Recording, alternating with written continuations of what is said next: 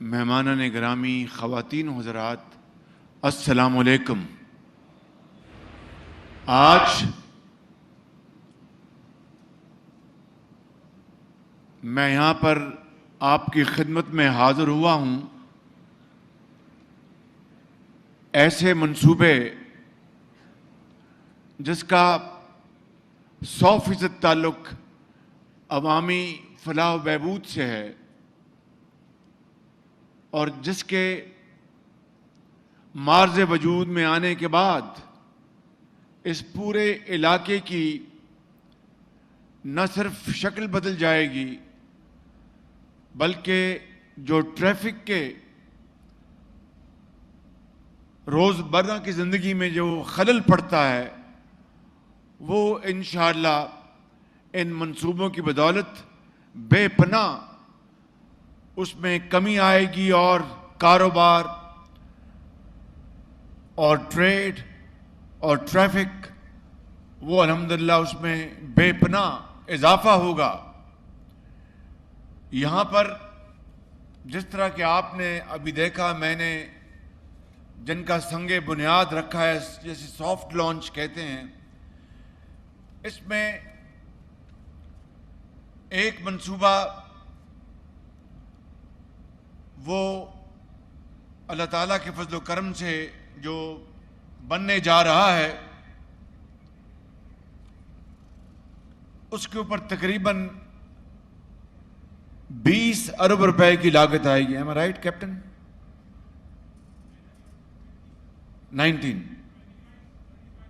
35 sorry, 35 अरब रुपए की उसके ऊपर लागत आएगी और ये काला शाह काकू से लाहौर कराची मोटरवे तक 19 किलोमीटर बाईपास तामीर करने का मंसूबा है और इससे पूरे इलाके में एक खुशहाली का इनकलाब आएगा।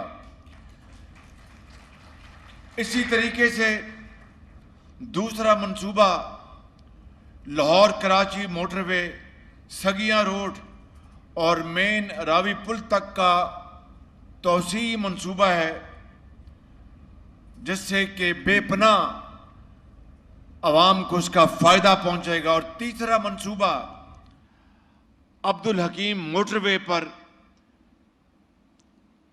एसन इंटरचेंज की तामीर है। चौथा मंसूबा जिसकी मैंने बुनियाद रखी है अल्लाह ताला के फजल करम से, वो कायदे आज़म यूनिवर्सिटी का कैंपस है यहाँ पे, उसकी तामीर है। पांचवा मंसूबा जिसकी यहाँ पर सॉफ्ट लॉन्च वो है स्काउट कॉलेज।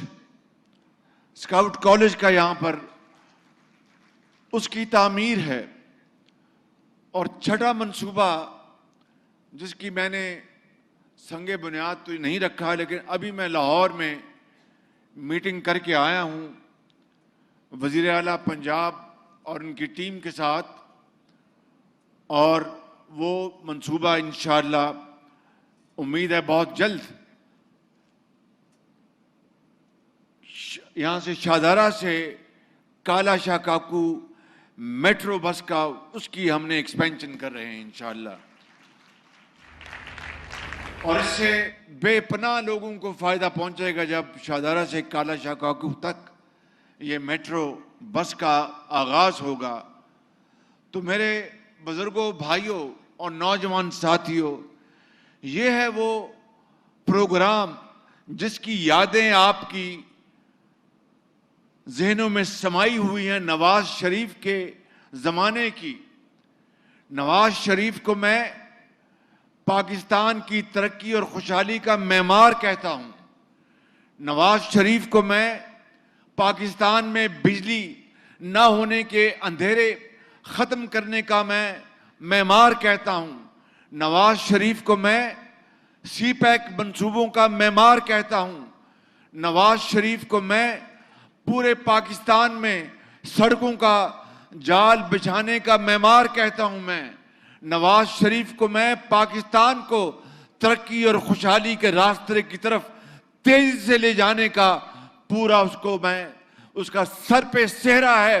मेरे बुजुर्गों, मेरे नौजवान साथियों, याद रखना कि नवाज शरीफ ही वो शख्स है जिसने पाकिस्तान को एशिया का टाइगर बनाने का मंसूबा बना रखा था।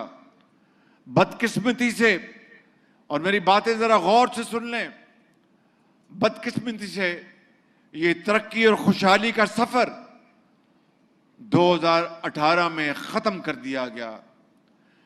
ये पाकिस्तान की तरक्की और खुशहाली के खिलाफ एक बहुत बड़ी साजिश थी।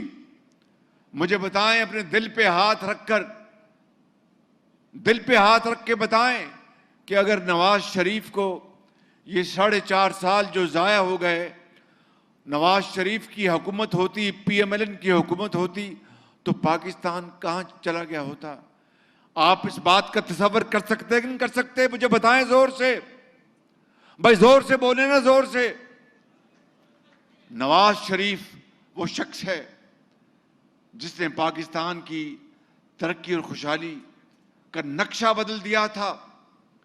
और फिर क्या हुआ? फिर वो दौर आया कि सारी ऑपोजिशन जेलों में चोर और डाकू का लफ्ज कराची से लेकर पेशावर तक दिमागों में समो दिया गया और तरह तरह के इल्जामात लगाए गए।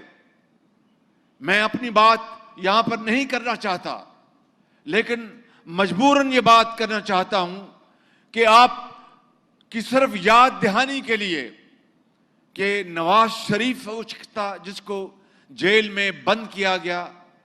जेल में नवाज शरीफ की बेटी को वहां से गिरफ्तार किया गया, पूरी ऑपोजिशन को दीवार से लगाया गया, बेटियों को जेलों में भिजवाया गया, बहनों को भिजवाया गया। और फिर पूरी कौम ने देखा, जो कहते कि 300 अरब डॉलर पाकिस्तान से बाहर पड़े हैं, 3 महीनों में मैं लेके आऊंगा। 3 महीने छोड़ के आज 4 साल गुजर गए हैं, एक धेला नहीं आया।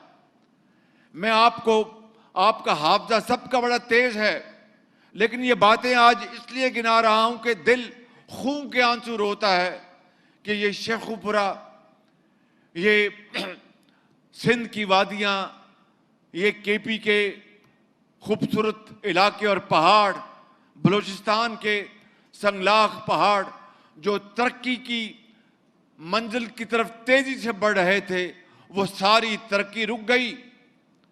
मैं पूछता हूं आज आपसे, शेखुपुरा के मेरे बुजुर्गों और बड़े अजीम साथियों और नौजवान दोस्तों, बताओ वो 300 अरब डॉलर जो कहा था न्याजी ने कि मैं लेके आऊंगा 90 दिन में, वो कहां है पैसा? वो अगर वो पैसा आ गया होता तो मैं तो फिर IMF की मिन्नतें और तरले न कर रहा होता। पाकिस्तान आज अपने पांव पर खड़ा होता। वो पैसा है कहां? मुझे बता दे, मैं जाके ले आता हूं वहां से। ये 4 साल तो ला नहीं सके, मां सवाए दिन रात चोर और डाकू का वो गर्दान करते रहे, पैसा एक धेला नहीं आया।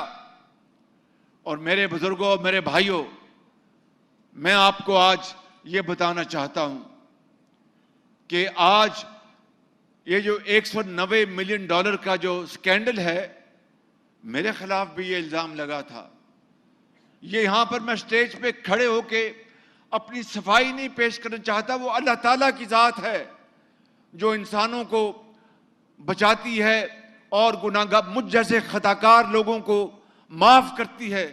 लेकिन पाकिस्तान का जिस तरह पंजाबी में कहते हैं कि पैंडा खोटा किया गया, पाकिस्तान को जिस तरह तबाही की तरफ ले जाया गया, मैं वो बातें आज चंद बातें आपसे करना चाहता हूं कि 190 मिलियन पाउंड का जो स्कैंडल है, 190 मिलियन पाउंड कितने अरब बनते हैं भाई? 50 अरब रुपए, 50 अरब रुपए का स्कैंडल ये है। सुन लें कि बरतानिया में के अकाउंट्स में ये पैसा पड़ा था। बरतानिया का जो NC है, नेशनल क्राइम्स एजेंसी, जिसने मेरे खिलाफ 2 साल तहकीक की, उन्होंने इसकी पूरी तहकीक की और उनको पता लगा ये पैसा जो है ये बरतानिया में आया, इसकी कोई जस्टिफिकेशन नहीं। उन्होंने आउट ऑफ कोर्ट दूसरी पार्टी से डील की और बरतानिया की हुकूमत ने, एनसीए ने ये इश्तिहार साथ लगाया कि ये पैसा पाकिस्तान के अवाम का है। सुन ले बात जरा गौर से, ये पाकिस्तान के अवाम का है, लिहाजा ये पाकिस्तान के खजाने में जाएगा। अगर यहां पर बात होती तो बहुत अच्छी बात थी। इश्तिहार दिया बरतानिया की एजेंसी ने, किसी और ने नहीं, कि ये पैसा 50 अरब रुपए पाकिस्तान के खजाने में जाएगा। मगर वो पैसा पाकिस्तान के खजाने में नहीं आया, वो सुप्रीम कोर्ट ऑफ पाकिस्तान के अकाउंट पे चला गया। Supreme court state of Pakistan का एक बड़ा मुअज़्ज़िज़ इदारा है, जिस तरह बाकी इदारे हैं। वो पाकिस्तान की स्टेट नहीं है, सुप्रीम कोर्ट है। पाकिस्तान का जो खजाना जो है, जिसकी, वो स्टेट बैंक ऑफ पाकिस्तान है। ये पैसा अगर स्टेट बैंक ऑफ पाकिस्तान में जाता तो बिल्कुल ठीक बात थी। एक, फिर क्या हुआ, ये सुनने वाली बात है। हुकूमत पाकिस्तान उस जमाने में नियाजी की हुकूमत, मान ना मान मैं तेरा मेहमान, पार्टी बन गई लंदन में। भाई आपको पार्टी बनने की क्या जरूरत थी, वो पैसा तो पाकिस्तान के खजाने में आ रहा था। आप कौन होते हैं, जिस तरह बारात में बिन बुलाए मेहमान चले जाते हैं और वहां पर प्लेटें साफ कर देते हैं, इसी तरह पाकिस्तान की हुकूमत, नियाजी हुकूमत, बिन बुलाए वहां पर पार्टी बन गई। जुमा झंझनल वहां पर चले गए। भाई तुम्हें क्या तकलीफ थी, ये पैसा तो पाकिस्तान के खजाने में आना था। ये पूरे जो मंसूबे हैं, सुन ले मेरी बात, इन पूरे मंसूबों की टोटल लागत कैप्टन कितनी है भाई? तकरीबन 50 अरब के ये मंसूबों की लागत है। यही पैसा पाकिस्तान आ रहा था, पाकिस्तान के खजाने में। ये जो 50 अरब रुपए के मंसूबों की लागत इस पूरे इलाके के लिए, जो आज जिसकी मैंने यहां पर संग बुनियाद रखा है, 50 अरब अगर बरतानिया से आता और पाकिस्तान के खजाने में जाता तो ये वो पैसा यहां पर लग रहा होता। वो पैसा पाकिस्तान के खजाने में नहीं आया, नंबर एक। अगली बात सुने, ताकि हमारे, देखिए फैसला आपने करना है। इलेक्शन में मेरे बुजुर्गों और भाइयों, जो फैसला आप करेंगे हम उसके आगे सर तस्लीम खम करेंगे, बिल्कुल। लेकिन हकायक तो आपके सामने आने चाहिए। झूठ और सच का आज फैसला होना चाहिए। हुकूमत पाकिस्तान ने एक तो पार्टी बन गई वहां पर और कहा कि ये पैसा स्टेट बैंक ऑफ पाकिस्तान के अकाउंट में जमा करा दें। दो, तीसरा, बंद लिफाफा काबीना में ले गए, पाकिस्तान की काबीना में, क्योंकि 2016 में सुप्रीम कोर्ट ने फैसला किया था कि वजीर आजम वो है जो काबीना फैसला करे, वजीर आला वो है जो सूबे की काबीना फैसला करे। लिहाजा उनको बमरे मजबूरी काबीना के पास जाना पड़ना था। बंद लिफाफा ले गए काबीना में और कहा जी इसके ऊपर आप मोहर लगा दें। ये इसी तरह ही है कि डोगर साहब की जमीन हो, नाम इनके हो, और कोई फ्रॉड करके बंद लिफाफा चला जाए वहां पर रेवेन्यू ऑफिसर के पास कि जनाब इसको आप मेरे नाम मुंतकिल कर दें, बंद लिफाफा, और उसको देखे भी ना कि ये किसकी जमीन है, कौन मालिक है, ये क्यों मेरे पास आया है। बंद लिफाफा, मैं ये मिसाल पहले भी दे चुका हूं, आज फिर देना चाहता हूं। खुदा ना करे, खुदा ना करे उस बंद लिफाफे में ये कागज होता या फैसला होता या खत होता कि हम कश्मीर का सौदा कर रहे हैं, तो क्या वो काबीना का फैसला था? या मेरे मुंह में खाक ये फैसला होता कि काबीना फैसला करे कि पाकिस्तान का न्यूक्लियर की जो ताकत है, एटमी कुव्वत, उसको हम सरेंडर कर रहे हैं, क्या खुदा न खास्ता ये फैसला होता?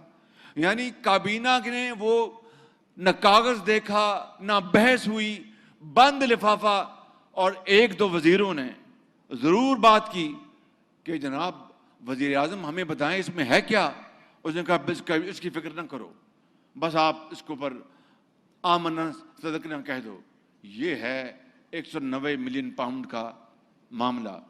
मैं आज अपनी बात सिर्फ इसके साथ एक तकाबली जायजा पेश करने के लिए कर रहा हूं, ताकि आप इस बात को आज अच्छी तरह समझ जाएं और इन कैमरास के जरिए मैं अपनी टूटी फूटी जो बातें हैं पूरी कौम को पहुंचा दूं कि मेरे खिलाफ भी इसी एनसीए ने इमरान नियाजी के हुक्म पर, शहजाद अकबर के हुक्म पर पूरी तहकीक की। 2 साल जब मैं गरीबुल वतनी में लंदन रहा, मैं मुशर्रफ के ज़माने में, तो मैं कहाँ जाता, मैं बरतानिया में जब सऊदी अरब से वहाँ पर अमेरिका में मेरा कैंसर का मेरा ऑपरेशन हुआ, अल्लाह ने मुझे ज़िंदगी दी, मैं लंदन आ गया, तो मैंने कई मरतबा कहा कि मैं अपनी मेहनत करके कुछ रिज़्क़े हलाल के लिए कोशिश करता, या मलका बरतानिया के जाके महल के बाहर बैठ जाता कि मेरे कुछ खैरात डाल दे मेरे प्याले में। तो ज़ाहिर है कि अल्लाह के फजल करम से मैंने फैसला किया कि मैं मेहनत करूंगा। तो इमरान नियाजी के कहने पर इसी एनसीए ने, जिन्होंने ये 190 मिलियन पाउंड का हिसाब किया, उन्होंने मेरे खिलाफ 2 साल तहकीक की। अब ज़रा आप तकाबली जायज़ा ले लें, सिर्फ 1 मिनट लूँगा, और अगर मेरे खिलाफ 190 मिलियन पाउंड तो छोड़ दें, 19 पाउंड भी होते तो इमरान नियाजी की हुकूमत कहती कि उसको जनाब स्टेट बैंक के अपना सुप्रीम कोर्ट के अकाउंट में डाल दें। वो ना सिर्फ कौमी खजाने में लेके आते, पूरे दुनिया में मुझे नशर करते और हथकड़ियां लगा के मुझे जेल भिजवाते, नंबर 1। नंबर 2, वो मुझ पर मेहरबानी करते कि जाके बरतानिया में मुआहदा करते कि भी शहबाज शरीफ का ये 19 पाउंड का जो खुदा न खासा जो पैसा निकला है, इसकी तशहीर नहीं करेंगे। क्या वो बंद लिफाफे में ला के अपनी काबीना में कहते कि ये बंद लिफाफा है, इसको आप मंजूर कर लें? ये है वो जुर्म मेरे बुजुर्गों, भाइयों और नौजवान साथियों, ये है वो जुर्म जो इतना बड़ा जुर्म है जिसके हिसाब नहीं।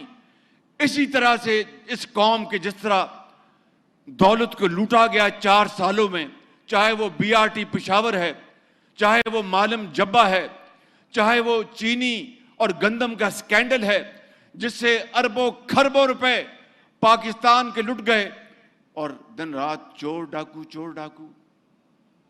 ये हैं वो मामलात जिसके ऊपर आपने बड़े दर्द दिल के साथ और ठंडे दिल के साथ आपने सोचना है और फैसला करना है।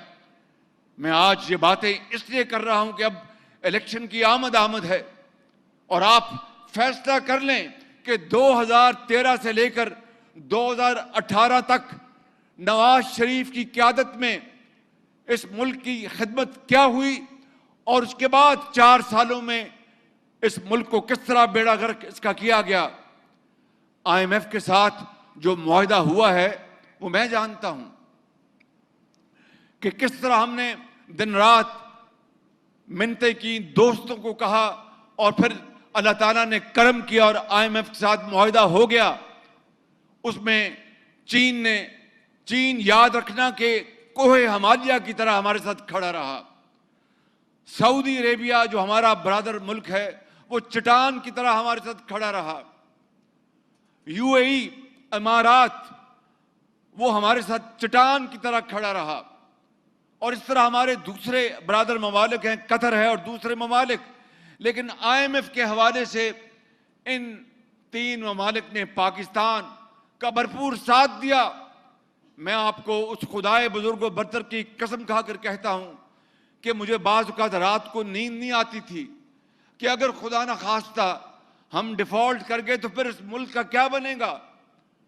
मुझे लोग क़यामत तक मुझे नहीं बख्शेंगे कि शहबाज शरीफ तो पंजाब में ये करता था, लैपटॉप देता था, दानिश स्कूल बनाता था, सड़कें बनाता था, पुल बनाता था। नवाज शरीफ की क़यादत में भिक्की का पावर प्लांट बनाता था नवाज शरीफ की क़यादत में, और पूरे पाकिस्तान पंजाब की सड़कें और तालीम और अस्पताल और PKLI। इस शहबाज शरीफ ने अब वफाक में आके ये क्या कर दिया, पाकिस्तान को डिफॉल्ट करा दिया। ये जब ख्याल मेरे जहन में आता था तो रात को नींद उड़ जाती थी। लेकिन उस मालिक ने करम किया, उस मालिक ने फजल किया और रहम किया कि उसने हमें डिफॉल्ट से बचाया। और खुदा ताला के फजल करम से पाकिस्तान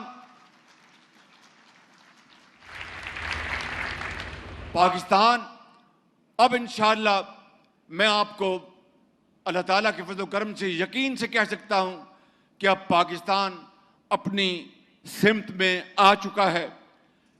इलेक्शन के बाद जिसको भी हुकूमत मिली, ये अल्लाह ताला को इल्म है, वो ज़रूर हम उसको कहेंगे आए काम करें और हम बाकायदा अपना हिस्सा डालेंगे। लेकिन अगर हमें अल्लाह ताला ने ये मौका दिया नवाज शरीफ की क़यादत में, तो सुन लो शेखुपुरा के बुजुर्गों, भाइयों और नौजवान साथियों, हम जान लड़ा देंगे, पाकिस्तान को उसका खोया हुआ मुकाम जरूर दिलवाएंगे इंशाअल्लाह ताला।